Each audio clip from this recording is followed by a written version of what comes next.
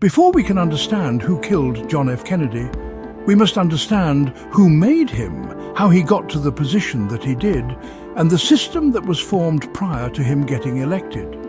This isn't just the story of one man, it's the blueprint of a system, a web of power, crime, politics and control that begins long before that motorcade in Dallas. Shh, no one's listening.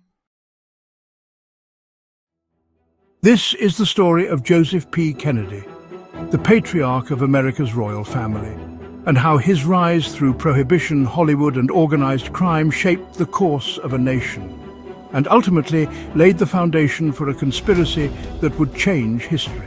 Joseph Kennedy didn't start as a saint. He started as a businessman in and out of the shadows. During Prohibition, when America banned alcohol, Kennedy didn't protest. He profited. He imported Scotch and Canadian whiskey through legal loopholes and illegal alliances. And in Prohibition America, one truth was undeniable. If you wanted to move liquor, you needed the mob. They controlled the ports of Boston and New York. They ran the smuggling routes through Canada. They owned the docks, the trucks and the speakeasies. To succeed in that world, Kennedy had to strike deals.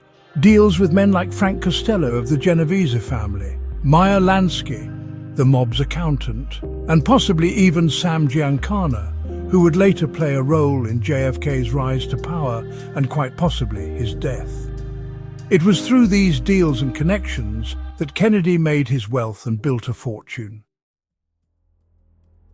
Kennedy's fortune was built during and after Prohibition in the grey zones, between legality and loyalty.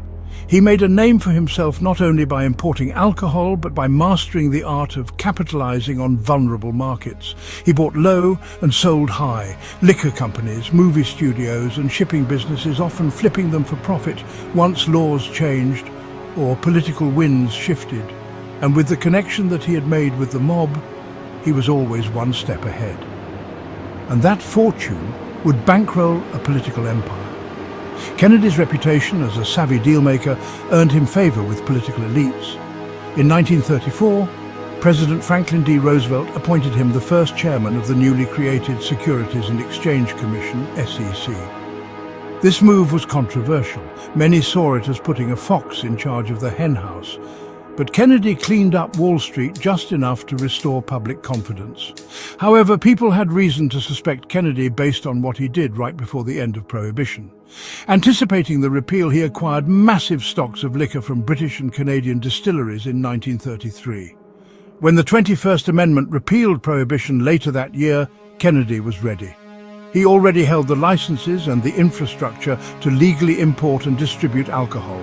His company, Somerset Importers, became a major player in post-Prohibition America, selling now iconic brands like Dewar's Scotch and Gordon's Gin, Haig and Haig Whiskey. Many believe his timing and privileged access to foreign distillers suggests he had insider awareness that repeal was imminent. Whether through business intuition or political ties, Joseph Kennedy turned one of America's greatest vice crises into a personal empire. And that empire would soon produce a president.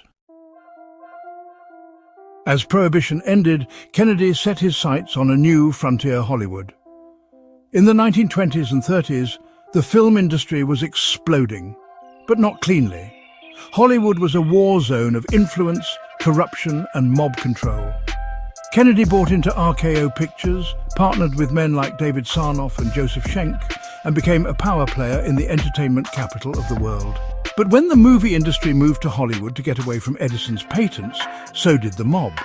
They controlled the International Alliance of Theatrical Stage Employees, IATSE, a union infiltrated by Chicago outfit muscle. They leveraged talent agencies like William Morris. They ran protection rackets in cities like New York and Chicago. Bugsy Siegel and Mickey Cohen weren't just mobsters. They were Hollywood royalty, connected to stars, studios and shady nightclubs. Their reach seemed to know no bounds. Events like the murder of Willie Bioff in 1955, who testified against mob control in IATSE, proved just that. This proof in power was the precursor to what would become of JFK and would pave the path in the future. By the late 1930s, Joseph Kennedy was no longer just a businessman. He was a kingmaker. He raised his sons, especially John, for greatness. And when the time came, the empire's full weight moved behind JFK. But campaigns cost more than money. They cost favors. And rumors swirled that Kennedy called in those favors, including from Sam Giancana and union bosses connected to the Chicago outfit, in order to swing the election. Nowhere was this more evident than in Illinois during the 1960 presidential election. JFK won the state by fewer than 9,000 votes. But it was Cook County, home to Chicago, where his margin was most suspicious. Chicago was under the tight grip of Mayor Richard J. Daley and a powerful Democratic machine, one that was said to work hand in hand with the Chicago outfit. Poll watchers and political insiders noted unusual patterns. Precincts with more votes than registered voters, dead men allegedly casting ballots, and city workers pressured to turn out votes or else. Sam Giancana, the mob boss of Chicago at the time, was rumored to have helped rig the election in exchange for future favors and protection. FBI wiretaps and later biographies suggested that deals had been made through intermediaries like Frank Sinatra and mob-connected union leaders. The Kennedys, of course, denied all of it, but to many, the deal was done, and the cost would come due. By the time JFK entered the White House, the stage was already set. He was walking a tightrope over a minefield of favors, secrets, and enemies, whether he knew it or not. He owed power to people his administration would later investigate. Which reasons to ask? Did JFK know of all the deals and favors and corruption, or betray them after he got into power?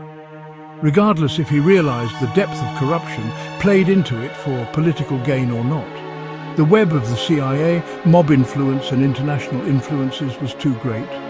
He was surrounded by networks, inside the CIA, inside organized crime, inside his own party, who didn't trust him, and didn't plan to let him play the game his way. Because the truth is, the assassination of a president doesn't begin with a bullet. It begins with ambition, with silence, with promises made in smoke-filled rooms and broken in daylight. Joseph Kennedy was more than a father. He was the architect of a machine. And when the gears turned against his son, there was no going back. In our next episode, we'll uncover how the 5 mob families spread from the streets of New York to the halls of Washington. We'll track the rise of secret programs, CIA coups, and the real war JFK tried to stop. Remember, behind every great American tragedy is a hidden history they don't want you to know. The truth doesn't whisper, it roars to a crowd of the willing deaf. Shh. No one's listening. Like and subscribe.